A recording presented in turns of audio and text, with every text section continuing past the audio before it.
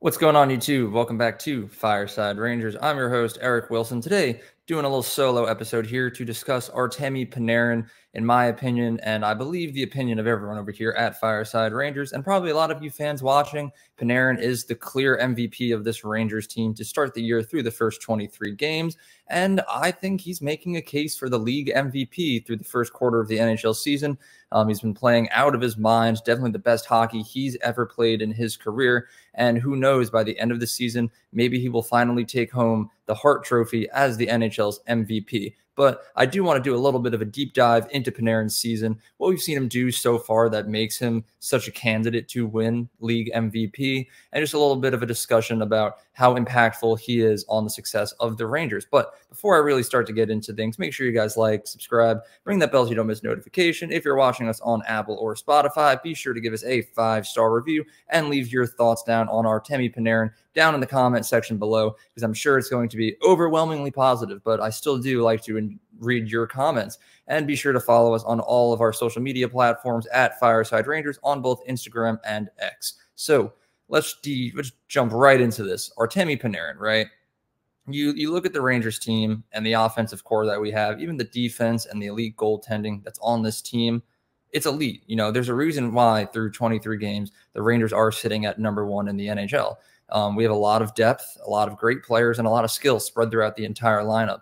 But when you look at everyone individually, who contributes the most to this team and the success, you got to talk about Artemi Panarin. I mean, you look at last night's win over San Jose. It was an interesting win, a little chaotic, a little closer than I think what most of us would have liked to see. You know, the first overall team going against the last overall team in the NHL, and the Rangers walk away with a 6-5 victory. I know at one point it was 6-3, and then the defense kind of crumbled a little bit there, but that's been a problem that's been going on for a lot of the recent games, which I'm sure we can deep dive into that in another episode. Maybe tomorrow we can discuss that. But we talk about offensive heroics there last night. The Rangers score 6 goals. Artemi Panarin nets 3 of them. It was his 5th career NHL hat trick. So he also notched an assist as well on, I believe it was the Keandre Miller goal. So Panarin finished the night with 4 points. Absolutely incredible performance. I know he had a funny quote that I don't have pulled up right now, but he was talking with someone and he was like, and this isn't exactly what he said, but it was along the lines of, I go to the net twice and it works both times. Like, maybe I should start listening to the coaches from now on. So he's joking around. He's having a good time. When Panarin's having a good time playing hockey, that means most Rangers fans are having a good time watching hockey, because that means he's scoring goals, getting points, and he did so last night. But you look at overall so far this season, Panarin has 35 points in 23 games. That's 15 goals and 20 assists. So he's playing at over a point per game by a large margin. I know if he were to stay on this pace for the full 82 games of the season, he'd finish the year with 53 goals and 124 points. Those are both career highs by a lot. Panarin has never finished a season with over 100 points, but it's looking like, you know, knock on wood, obviously, he's on pace to do so by a lot this season. And the offensive production that he's been putting on the ice game in and game out has been incredible. I mean, as we know, to start the season, Panarin did break the Rangers franchise record for longest point streak to start a season. After that ended, he, took a little bit of a break, didn't score for, I think it was like 2 or 3 games, but he didn't look bad either. And then he got right back into the score sheet and is clearly right back on pace, producing points with a 4-point performance last night against the San Jose Sharks. And, he's had a lot of personal offensive success this season, but you look at the impact that he's had on the rest of his line and his teammates. Alexis Lafreniere, he's been the #1 breakout candidate, in my opinion, across the entire NHL. Last season, he only had 39 total points, and that was a career high for him as well. And, heading into the season, it was kind of expected that Kaapo Kakko would be the one breaking out for the Rangers on that first line.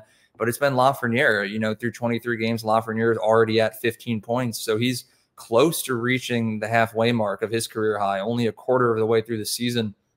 And I think the biggest thing about Lafreniere is he's been scoring a lot of goals. He's on pace to be a 30-goal scorer this season, and a lot of that has come from Panarin assists. That second line, to start the year, it was Panarin, Chytil, and Lafreniere.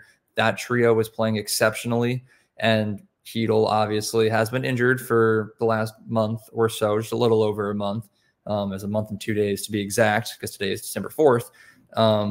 But even since Vincent Trocheck's been brought up to that second line, he's been playing incredible as well. He was riding a little bit of a point streak too. I believe that one ended last game, but then he got right back into it. He has points in like 10 of his last 13 games.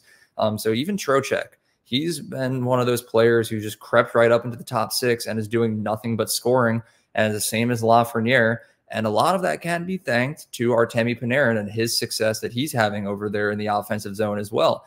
And, you know, he's been more of a shoot first kind of player this year. You look back at his previous seasons with the Rangers and even throughout his career, most of his points were assists.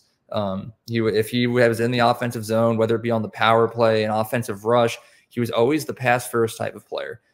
He would be the least selfish person in the entire NHL, try to give the goal to someone else. And that's one of those things that kind of fell apart for him last year in the 2022-23 playoffs. He scored a couple of points in game 1 against the Devils and then went six games straight scoreless to finish off the entire 2023 playoffs with only 2 points.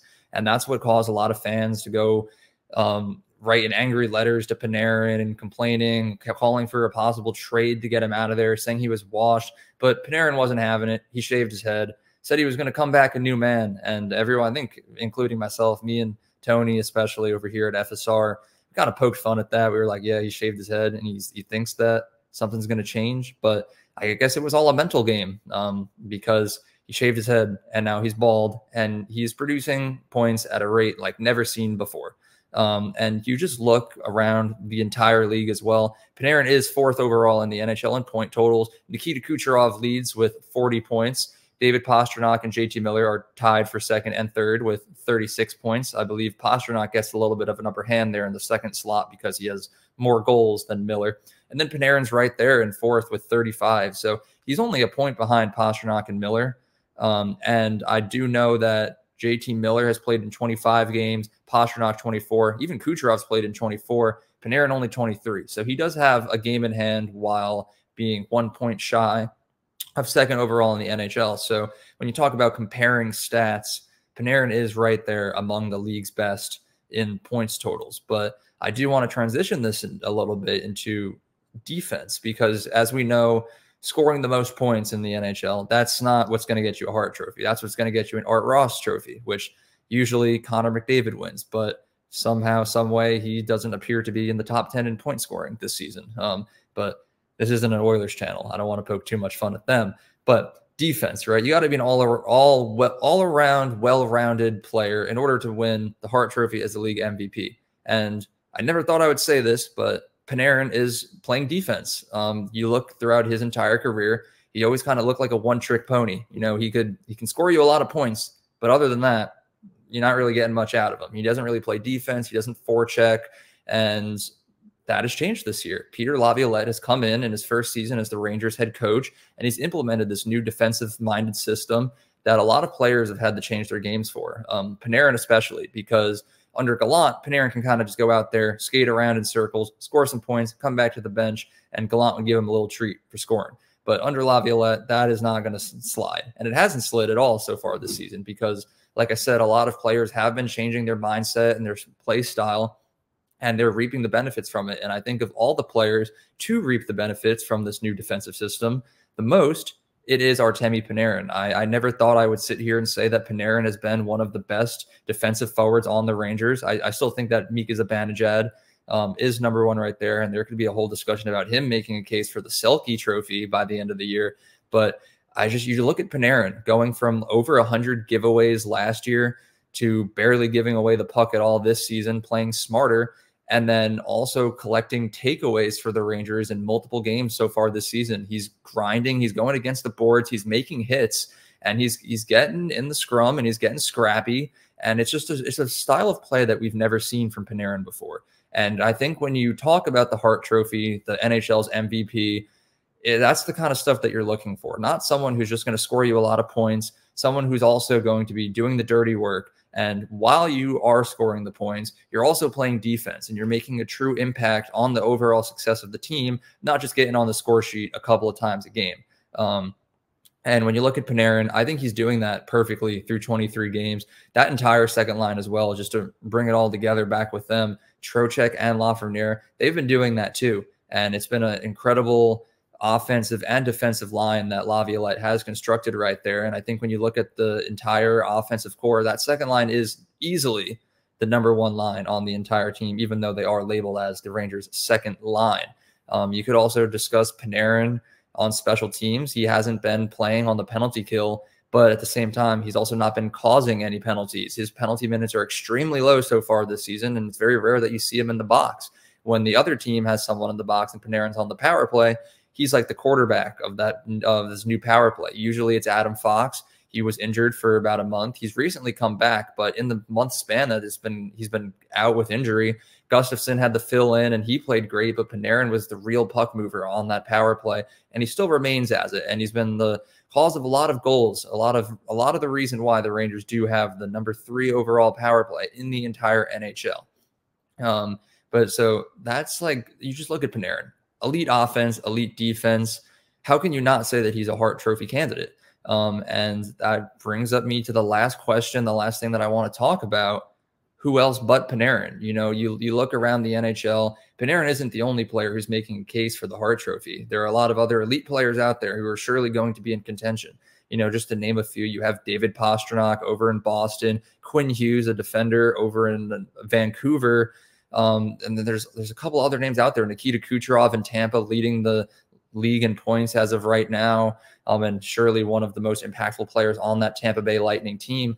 But when you look at the rest of the league and who's doing what for their teams, none of them compare to what Panarin contributes to the Rangers. Sure, like Nikita Kucherov, you're putting up a lot of points, but what else do you really do? Where's the defense there? David Pastrnak, I think, is the closest contender to Artemi Panarin, very similar play style. But I just think that the overall success of the Rangers being ahead of Boston's, just by barely at this point of the season, it speaks volumes on just how much Panarin is contributing. Quinn Hughes over there in Vancouver, he's definitely the MVP of that team. But when you look at Vancouver, and they are doing pretty solid this season, but definitely nowhere near where the Rangers are playing at so far this season. So I think overall, you have to give it to Panarin that during at least the first quarter of the season, you know, the first 23 games of play for the Rangers, he's easily been the #1 player on the team.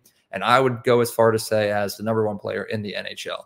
But it is a little bit of a controversial topic with Panarin because there are a lot of elite players around the league. So I'm curious to know how you guys, the viewers, feel about this topic. Artemi Panarin, is he already the Hart Trophy favorite, or is it still way too early to see? And we kind of just got to let the season play out. So be sure to leave your thoughts down on that in the comments section below. That about wraps up my discussion on Artemi Panarin, my personal favorite to win the Hart Trophy by the end of the year. But thank you all for watching. Make sure you guys like, subscribe, ring that bell so you don't miss a notification. If you're watching us on Apple or Spotify, be sure to give us a 5-star review. As I just said, leave your thoughts down on Panarin down in the comment section below, and be sure to follow us on all of our social media platforms at Fireside Rangers on Instagram and X. Once again, thank you all for watching. We'll be back tomorrow to bring you more Rangers discussions and news and updates. So be sure to tune in tomorrow. Have a good one, and let's go Rangers.